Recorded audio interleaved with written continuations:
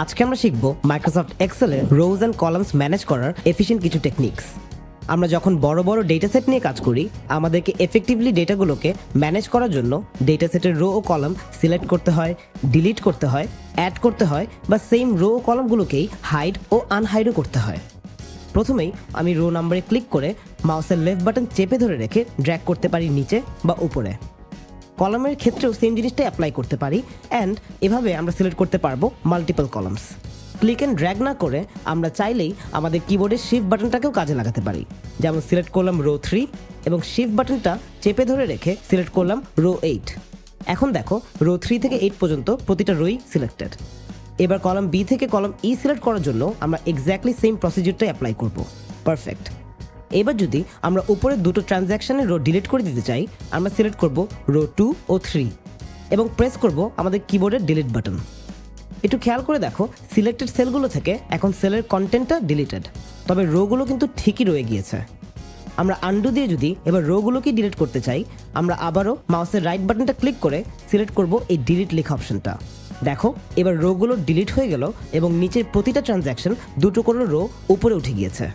আমরা যদি এবার কলাম বি সিলেক্ট করে সেম প্রসেসটা অ্যাপ্লাই করি, দেখো কলামটা এখন ডিলিটেড এবং ডানের কলামগুলো এক ঘর করে বামে শিফট করেছে। আমরা কলাম বা রো ইনসার্ট করার ক্ষেত্রেও খুবই সিমিলার একটা প্রসেস ফলো করব। আমরা যদি এবার সিটি ও অ্যাকাউন্ট ম্যানেজারদের কলামগুলোর মাঝে আরেকটা নতুন কলাম অ্যাড করতে চাই, ভেরি সিম্পলি সিলেক্ট করব কলাম সি এবং মাউসে রাইট ক্লিক করে এই ইনসার্ট অপশনটা ইউজ করব। ইনসার্ট প্রেস করলেই দেখো অ্যাকাউন্ট ম্যানেজারদের কলামটার পাশে একটা নতুন কলাম অ্যাড হয়ে গিয়েছে। আমরা যদি মাল্টিপল কলামস অ্যাড করতে চাই, আমাদেরকে সিলেক্ট করতে হবে মাল্টিপল কলামস। যেমন সিলেক্ট করলাম ডি থেকে এফ এবং রাইট ক্লিক করে ইনসার্ট প্রেস করলেই দেখো আবারও বামে নতুন 3টা কলাম অ্যাড হয়ে গেল। রো ইনসার্ট বা অ্যাড করার ক্ষেত্রেও প্রসেসটা একেবারেই সিমিলার, বাট এবার মনে রাখতে হবে আমরা যেই রো সিলেক্ট করে ইনসার্ট বাটনটা প্রেস করব, ওই রোটার ঠিক উপরে আরেকটা নতুন রো অ্যাড হয়ে যাবে। হেন্স একটা রুল অফ থাম্ব হচ্ছে, এক্সেলে কলাম অ্যাড বা ডিলিট করলে সবকিছু বামে মুভ করে এবং রো অ্যাড বা ডিলিট করলে সবকিছু উপরে মুভ করে। আমরা এতক্ষণ মাউসের রাইট ক্লিক বাটন দিয়ে যা যা করেছি, সেম জিনিসগুলো অ্যাপ্লাই করা যাবে আমাদের হোম ট্যাবের একেবারে ডানের সেলস গ্রুপের এই ইনসার্ট ও ডিলিট টুলগুলো ব্যবহার করে।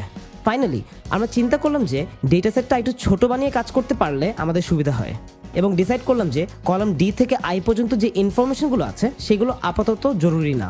আমরা যদি এই কলামগুলো ডিলিট করে দিই, আমরা কিন্তু ইম্পর্টেন্ট ইনফরমেশনগুলো লুজ করে ফেলবো। হেন্স আরেকটা বেটার অপশন হচ্ছে মাউসে রাইট ক্লিক করে এই হাইড অপশনটা ইউজ করা। হাইড বাটনটা প্রেস করলেই কলাম ডি থেকে আই এখন হিডেন। এইখানে এবার দেখতে পাচ্ছি কলাম সি এবং এক লাফে পৌঁছে গেলাম আমরা কলাম জেতে, হুইচ মিনস এই সাদা বাটটার মাঝে লুকিয়ে আছে আমাদের বাকি কলামসগুলো।